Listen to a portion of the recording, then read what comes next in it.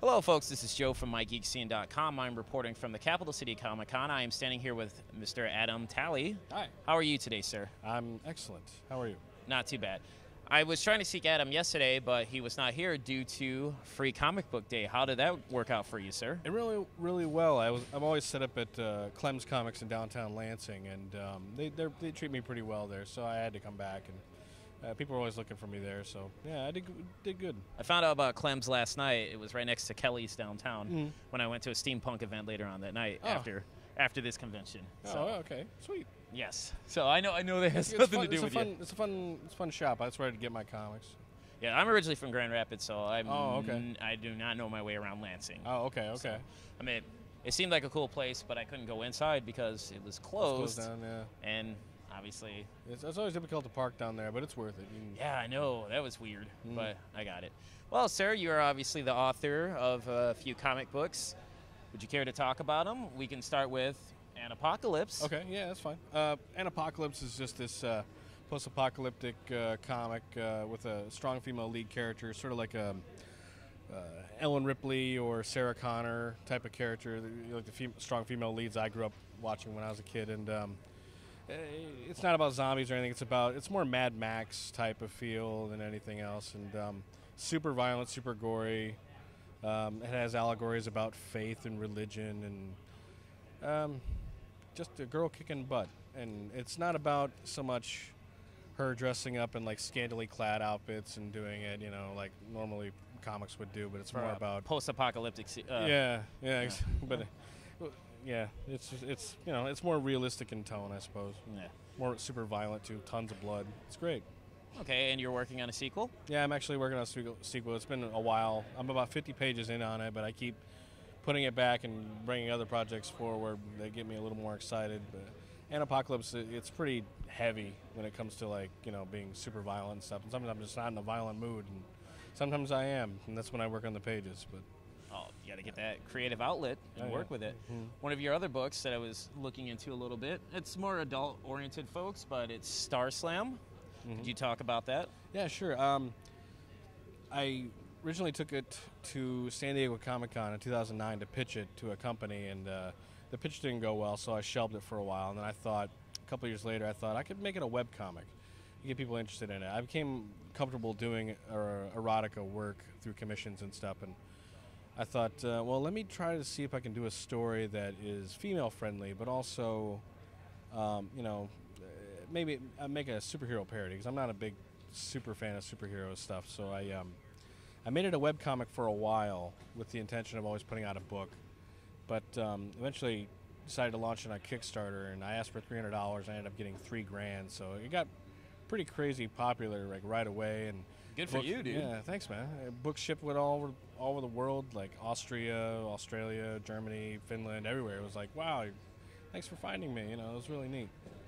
Awesome. And one of the other books, I guess, that would appeal to me with what I'm trying to do with geek culture is, I believe it's called A Pleasant Life. Pleasant Life, yeah. Would you elaborate on that? Let's see. I started that back in college. It's got a long, long history. It's been with me the longest, probably since 2001, 2002. I had the characters and everything all written, and it's basically loosely based on friends of mine and myself. It has on my personality, like the Star Trek geek and the musician, artist guy. But I didn't really have a story yet. I didn't have anything for these characters to do. And then right around the same time, my mom died of cancer. I'm sorry to hear that, sir. Thank you. But she inspired me to write a story about her death, and I kind of dealt with my pain of what I was going through, because we were super close. And I put it in the story and made the lead character deal with it. And it was my way of kind of dealing with everything, and it kind of got noticed because of that, and it connected with audiences and all that, and I kept going with it. I did a few trades, and then I collected them all in one big trade, which is now available through my site, and it ends up being about a 500-page story. So, but yeah, that's been with me the longest. It's my special baby. Would you talk about some of the characters?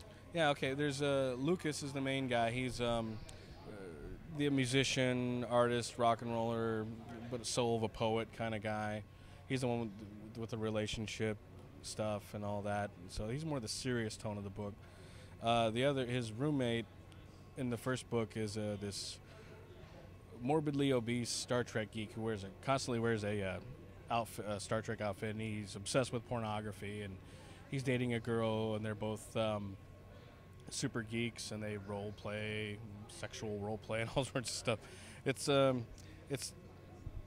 nerd humor, but it's a bit of a dramedy. It's a comedy drama, you know. Okay. And it's the most fun to write and draw out of anything I do.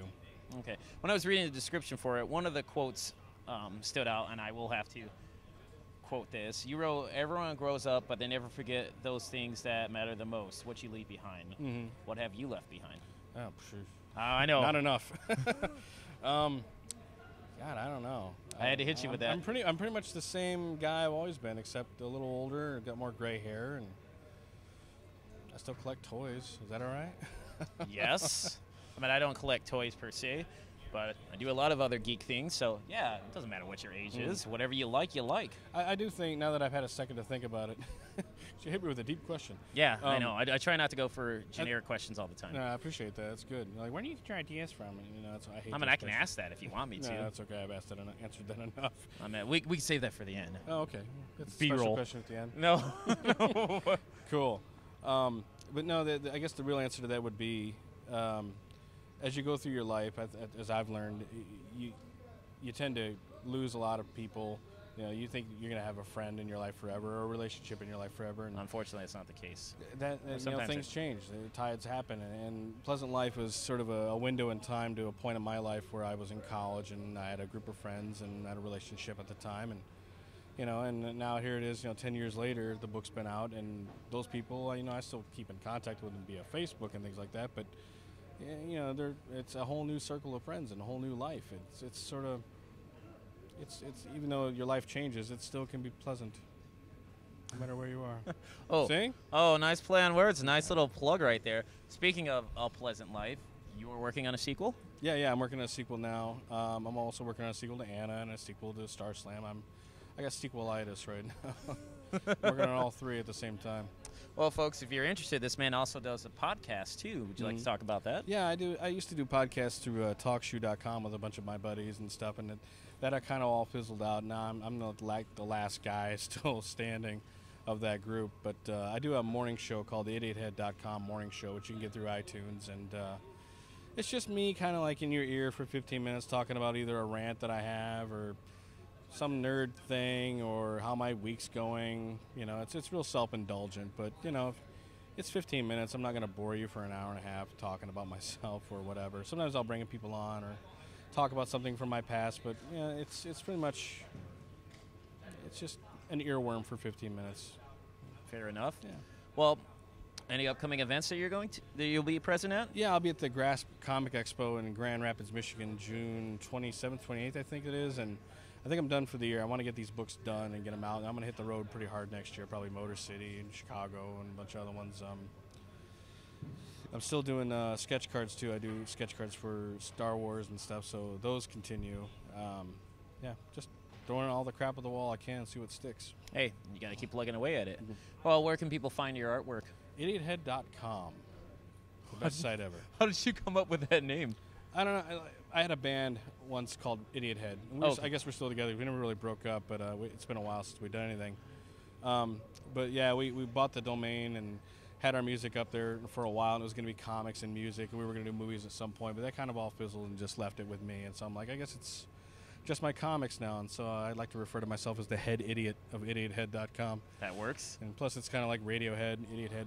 When you put it as my name has an EY in it, and some people misspell that all the time, so I didn't want to get that confused either. But Idiot Head's dumb enough and memorable enough to be remembered, I guess. Or like Bush's Machine Head. Oh, yeah, there you go. Yeah, I get you. I'm with it. Well, Adam, thank you so much for granting an interview to me. Folks, this is Joe from MIGeekScene. Take it easy.